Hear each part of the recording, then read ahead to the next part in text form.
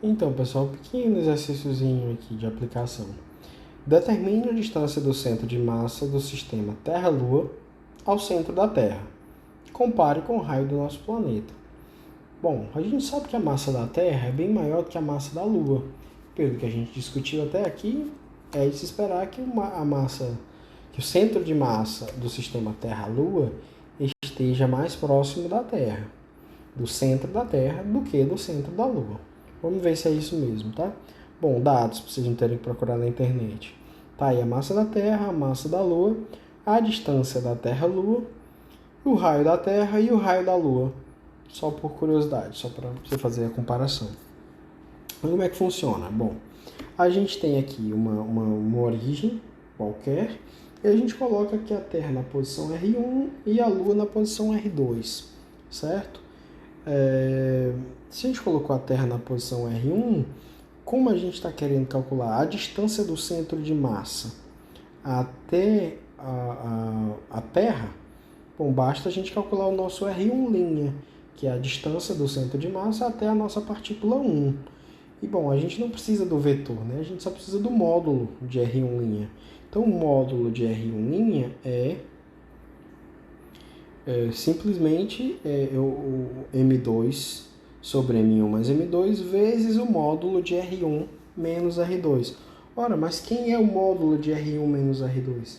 R1 menos R2 é isso aqui, que é a distância da Terra até a Lua, tá?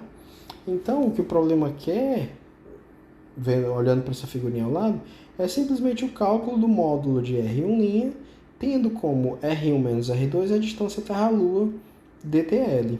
Tá? Então, o módulo de R1' é M2 sobre M1 mais M2, vezes o módulo de R1 menos R2.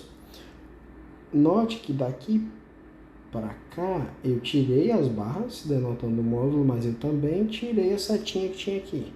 Então, quando eu não escrevo a setinha, eu estou falando do tamanho do vetor, do módulo dele, tá? E é isso que eu estou fazendo aqui. Então, o módulo de R1' é M2. Se a Terra é a partícula 1, a Lua é a partícula 2.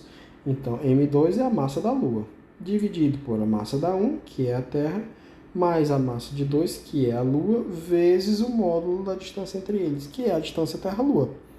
Se você substituir os dados aqui, o que você vai obter é 4.672 quilômetros, o que dá aproximadamente 73% do raio da Terra.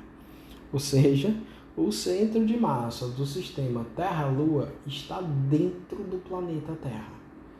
Tá? É como se ele estivesse bem aqui assim, né?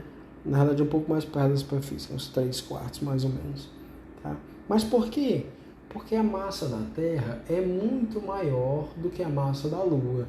E é isso que nos dá a impressão da Terra, da Lua girar em torno da Terra. Rigorosamente falando, isso não é exatamente verdade. O que acontece tá aqui a Terra, tá aqui a Lua.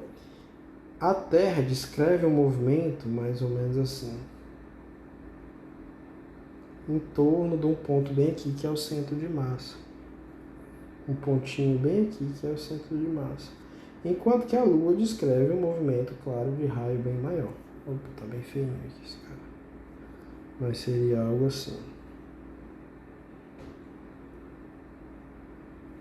Né? Então, a Terra gira em torno do centro de massa, que é esse ponto aqui, e a Lua gira em torno do centro de massa, Terra-Lua. Tá? Se não existisse mais nada, esse seria basicamente o movimento da Terra.